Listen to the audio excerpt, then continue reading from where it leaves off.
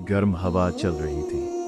मक्का की मिट्टी से उठने वाली धूल आसमान तक जा रही थी। हर तरफ एक अजीब सी खामोशी थी, लेकिन इस खामोशी के पीछे दर्द छुपा हुआ था।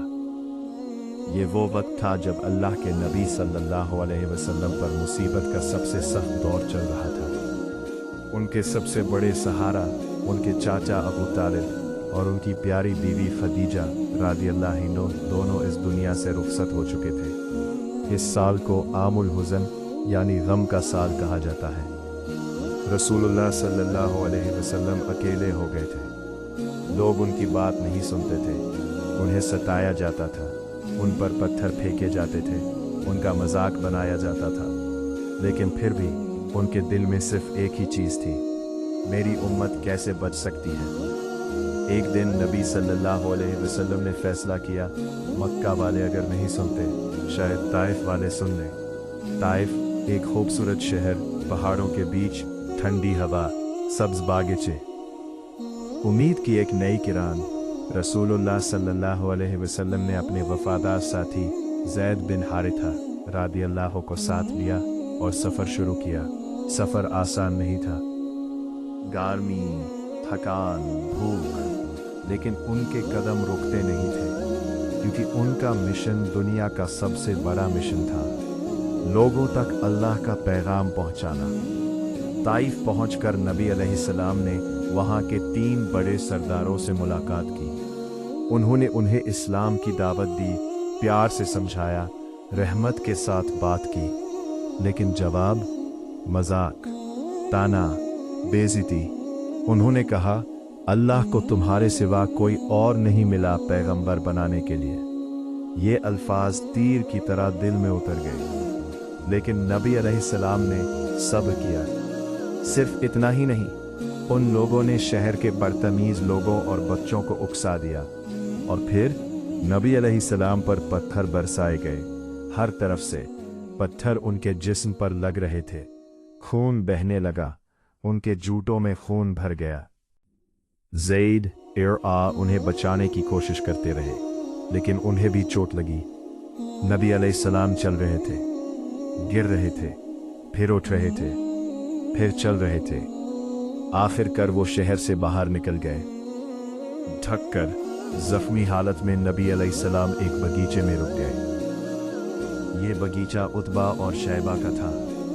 नबी अलैहिस्सलाम ने आसमान की तरफ देखा और फिर एक दुआ की। ये दुआ इतनी गहरी थी कि दिल हिल जाता है। या अल्लाह, मैं अपनी कमज़ोरी, अपनी बेबसी और लोगों की नज़र में अपनी बेकदरी की शिकायत सिर्फ तुझसे करता हूँ। आंखों में आंसू थे, जिस्म जख्मी था, लेकिन दिल में नफरत नहीं थी। बगीचे के मालिक ने अपने गुलाम अद्दास को कहा कि वो नबी अलैहिस्सलाम को कुछ अंगूर दे आए। अद्दास एक नसरानी क्रिश्चियन था। जब नबी अलैहिस्सलाम ने अंगूर खाने से पहले बिस्मिल्लाह कहा, तो अद्दास हैरान हो गया। उसने पूछा, ये लफ्ज़ यहाँ के लोग नहीं बोलते, आप कौन हैं? नबी सल्लल्लाहु अलैहि वसल्लम ने कहा, मैं अल्लाह का नबी हूँ और मैं यूनुस बिन मत्ता के शहर से हूँ। आदस हैरान रह गया। उसने कहा, यूनुस बिन मत्ता? वो तो अल्लाह के नबी थे। नबी सल्लल्लाहु अलैहि वसल्लम ने फरमाया, वो मेरे भाई थे और मैं भी अल्लाह का नबी हूँ। ये सुनते ही अद्दास रो पड़ा और फौरन नबी सल्लल्लाहु अलैहि वसल्लम के हाथ और पांव चूम लिए। एक गुलाम ने पहचान लिया, और लेकिन बड़े सरदारों ने इनकार कर दिया। अगर हम हमारी जगह होते तो क्या करते? बदला लेते, गुस्सा करते। लेकिन नबी सल्लल्लाहु अलैहि वसल्लम ने दुआ दी उनके लिए भी, जो उन्हें दर्द दे रहे थे। यही वजह है कि आज भी दुनिया में इस्लाम जिंदा है। क्या ताइफ के लोग कभी मुस्लिम हुए? कैसे अल्लाह ने नबी सल्लल्लाहु अलैहि वसल्लम की मदद की, और कैसे ये सब्र एक जीत में बदला। रात गहरी हो चुकी थी। ताइफ के पहाड़ों के बीच ठंडी हवा चल रही थी। आसमान पर सितारे चमक रहे थे, लेकिन एक शख्स था जिसका जिस्म जख्मी था, कपड़े खून से रंगे हुए थे, फिर भी उसका दिल अल्लाह के जिक्र से रोशन था। वो थे प्रॉफिट मोहम्मद सल्लल्लाहु अलैहि वसल्लम। उन्होंने आसमान की तरफ देखा और फिर खामोशी में बस इतना कहा, या अल्लाह, अगर तू मुझसे राज़ी है तो मुझे किसी चीज़ की परवाह नहीं। ताइफ से वापस मक्का आना आसान नहीं था, क्योंकि मक्का के लोग अब और भी ज़्यादा दुश्मनी पर उतर आए थे। रसूलुल्लाह सल्लल्लाहु अलैहि वसल्लम ने सोचा, कौन मुझे अपनी हिफाजत में मक्का में दाखिल होने देगा। उस ज़माने में ये रिवाज था कि किसी बड़े आदमी की पनाह के बिना शहर में वापस आना ख़तरनाक होता था। तो नबी सल्लल्लाहु अलैहि वसल्लम ने कुछ लोगों को पैगाम भेजा। कई लोगों ने इनकार कर दिया, लेकिन फिर एक मुशरिक सरदार मुतिम बिन अदी ने कहा, मैं मोहम्मद सल्लल्लाहु अलैहि वसल्लम को अपनी हिफाजत में मक्का में दाखिल होने देगा,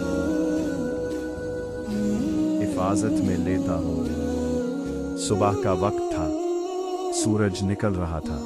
मक्का की गलियों में लोग जमा होने लगे। मुतिम बिन अदी अपने बेटों के साथ खड़े थे, हथियार लेकर, और बीच में चल रहे थे रसूलुल्लाह सल्लल्लाहु अलैहि वसल्लम। दुश्मन भी देख रहे थे, दोस्त भी देख रहे थे, लेकिन किसी में हिम्मत नहीं थी कि उन्हें रोक सके। ये अल्लाह की हिफाजत थी।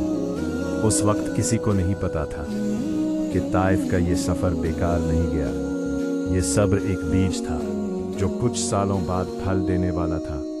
ताइफ के लोग बाद में इस्लाम में दाखिल हुए। वही लोग जो कभी पत्थर मारते थे, आज अल्लाह के सामने सजदे करने लगे। ताइफ के इस दर्द के बाद अल्लाह ने अपने नबी सल्लल्लाहु अलैहि वसल्लम को एक अजीम तोहफा दिया, इसरा एंड मेराज। एक रात जब सब सो रहे थे, अल्लाह ने अपने नबी सल्लल्लाहु अलैहि वसल्लम को मस्जिदुल हराम से मस्जिदुल अक्सा तक और फिर आसमानों के पार ले गए। ये सिर्फ सफ़र नहीं था, ये तसल्ली थी, ये इनाम था, ये सब्र का सिलाह था। आज अगर हम जिंदगी में मुश्किल में हैं, लोग हमें समझ नहीं रहे या हम पर जुल्म हो रहा है, तो ताइफ का वाक़या याद रखो। सब्र कभी ज़ाया नहीं होता।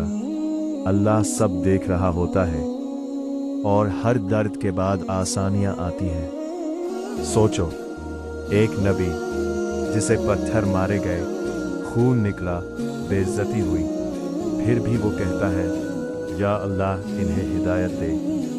अगर वो चाहते तो ताइफ का नामो निशान मिटा देते, लेकिन उन्होंने रहमत को चुना।